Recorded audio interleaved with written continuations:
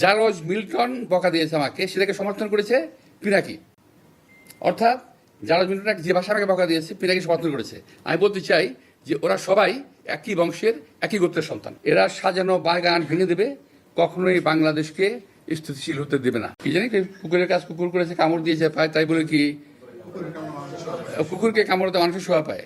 আমি বলছি শুকুরের গোষ্ঠী এরা, এবং এরা কখনোই, এরা সাজানো বাগান ভেঙে দেবে, কখনোই বাংলাদেশকে স্থিতিশীল হতে দেবে না। ওই যে ইউটিউবের মধ্যে কি যে পয়সা কামানোর একটা রাস্তা আছে ওদের, সে পয়সা কামাই দিচ্ছে। আরে ভাই, পয়সা যদি লাগে আমাদেরকে বল, যদি প্রয়োজন হয় আল্লাহর রহমতে আমার দেওয়ার ক্ষমতা আছে, আমি দেবো না পয়সা লাগলে।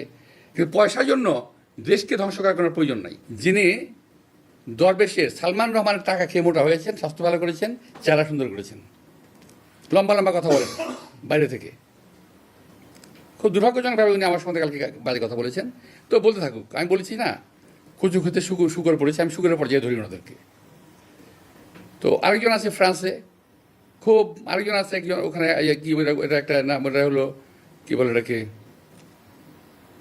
একটা না না না একটা একটা একটা জার্জ মিল্টন আছে, জার্জ মিল্টন, সরি কথা আমি বলে দিলাম, আমার এই অবস্থা থেকে এটা বলা ঠিক হয়নি বোধ হয়। তবুও আমি বলছি, জার্জ মিল্টন বকা দিয়েছে আমাকে, সেটাকে সমর্থন করেছে পিনাকি। অর্থাৎ জার্জ মিল্টন যে ভাষা আমাকে বকা দিয়েছে, পিনাকি সমর্থন করেছে। আমি বলতে চাই যে ওরা সবাই একই বংশের, একই গোত্রের সন্তান। কোনো ভদ্রলোককে এভাবে গালি দিতে পারে না। আমি ঢাকার মানুষ, আমি ইচ্ছে করলে ওরা যে ভাষা গালি দেয় তার চেয়ে জঘন্য ভাষা গালি দিতে পারি, কিন্তু আমার বাপ মা, আমার পরিবার এটা আমাকে শেখায় নাই। ওরা যেটা বলছে এবং বলেছে এটা ওদের পরিবার থেকে শেখানো, ওরা ওই পরিবার থেকে করে আসছে, শুকরের জাত। আমি সরি, আমি কথাগুলো বললাম বাধ্য হয়ে, যে আমি যে বলেছি আগে, আজকে বলি, এখনও বললাম যে এখনও যে সংস্কারের কথা বলার কারণে আমি নাকি সংস্কার মানি না।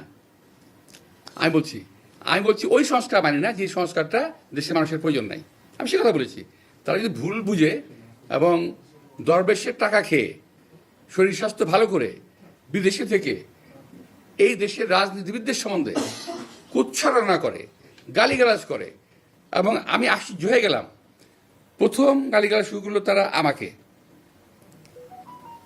তারপরে তারা শুরু করলো আমাদের সেক্রেটারি জেনারেল মির্জা ফখরুল সাহেবকে, তারপর তারেক রহমান সাহেবকে, আমাদের অ্যাক্টিং চেয়ারম্যান, এমনকি তার পরিবার সম্পর্কেও তারা কথাবার্তা বলা শুরু করেছে। আমার আজকে কিন্তু মূলত এই কথাই বলাই ছিল, আমার অন্য কোনো সাবজেক্ট ছিল না। এটাই ছিল আমার বক্তব্য, যে ওরা আসলে চাচ্ছেটা কি। ওরা বিএনপিকে কিংবা আওয়ামী লীগকে কিংবা অন্য কাউকে ওরা ভালোবাসে না, ওরা ভালোবাসে ভারতকে। ওরা এই দেশে যাতে ভারতের আধিপত্য বিস্তার হয় এবং ভারত যাতে এই দেশে কায়েমি স্বার্থবাদী গোষ্ঠীকে বসাতে পারে, ওই সমস্ত লোকদের জন্য এরা কাজ করতেছে। এই গ্রুপটা এবং এই শুকুরের গোষ্ঠী কখনো বাংলাদেশের কোনো সরকারকে স্থিতিশীল থাকতে দেবে না। আমি আজকে হরপ করে বলতে পারি, এখানে অনেক সাংবাদিক ভাইরা আছেন যারা রহমতে বহুদিন বাঁচবেন, দেখবেন যে এই গোষ্ঠী কখনো বাংলাদেশকে স্থিতিশীল থাকতে দেবে না। কখনো আমার বিরুদ্ধে, কখনো ওর বিরুদ্ধে, কখনো তার বিরুদ্ধে লেগেই থাকবে। থাকতে কী হবে জানেন? ওরা ওই যে ইউটিউবের মধ্যে কি যে পয়সা কামানোর একটা রাস্তা আছে ওদের, সে পয়সা কামাই দিচ্ছে। আরে ভাই, পয়সা যদি লাগে আমাদেরকে বল, আমরা চাঁদা ধরে দিব না, অসুবিধা নাই তো। আর ইচ্ছা, আর যদি প্রয়োজন হয় আল্লাহর রহমতে আমার দেওয়ার ক্ষমতা আছে, আমি দেবো না পয়সা লাগলে। কিন্তু পয়সার জন্য দেশকে ধ্বংস করার কোনো প্রয়োজন নাই। এরা যা করতেছে, আজকে আমি খুব দুঃখের সঙ্গে কথাগুলো বললাম, এই ধরনের অশ্রাব্য ভাষায় আমি কথা বললাম বাধ্য হয়ে, কারণ ওরা অশ্রাব্য ভাষায় গালি দিয়েছে। তারপরে কথা আছে, আমি আর বলতে পারতাম, বললাম না, কুকুরের কাজ কুকুর করেছে, কামড় দিয়েছে পায়, আমি আর পাখিতে বলতে যাচ্ছি না। তো বন্দে আলী মিয়ার গল্প, এটা বোধহয় কবিতারা পড়েছেন ছোটবেলায়, কিছুটা ভুলটুল হতে পারে। কি জানি কুকুরের কাজ কুকুর করেছে, কামড় দিয়েছে পায়, তাই বলে কি কুকুরকে কামড় দেওয়া মানুষের শোভা পায়? তো আমি এই কথাটাই আমার শেষ কথা ওদের বিরুদ্ধে। আমি বলছি শুকুরের গোষ্ঠী এরা, এবং এরা কখনোই, এরা সাজানো বাগান ভেঙে দেবে, কখনোই বাংলাদেশকে স্থিতিশীল হতে দেবে না। আপনারা অপেক্ষা করেন, কদিন পর তারা ইউনূস সাহেবকে ধরবে।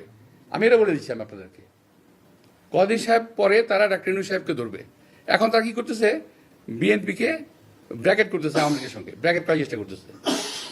বিএনপিকে আওয়ামী লীগের সঙ্গে ব্র্যাকেট করার কোনো সুযোগ নাই। বিএনপির জন্মই আওয়ামী লীগের বিরুদ্ধে, এটা বুঝতে হবে। তো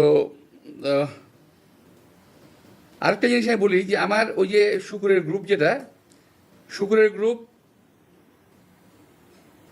গ্রুপ ওরা কিন্তু দেখেন, ওরা শুধু রাজনীতিবিদদের পিছনে লেগেছে, কিন্তু যারা নাকি এই যে হত্যাকাণ্ড ঘটালো, এই যে ছাত্রদের হত্যাকাণ্ডটা ঘটালো, একটা বিশাল একটা ব্যবসায়ী গ্রুপ আছে না, আপনারা দেখেন নাই 3 তারিখে, 3 তারিখে আগস্টের 3 তারিখে যারা হাসিনার সঙ্গে দেখা করেছিল, মিটিং করেছিল এবং বিভিন্ন ভাষায় তাকে এমনভাবে কথা বলেছিল যে হাসিনা খুন করতে উৎসাহিত হয়েছিল, তাদেরকে এমনভাবে প্রভোগ করা হয়েছিল যে হাসিনাকে খুন করতে উৎসাহিত করা হয়েছে।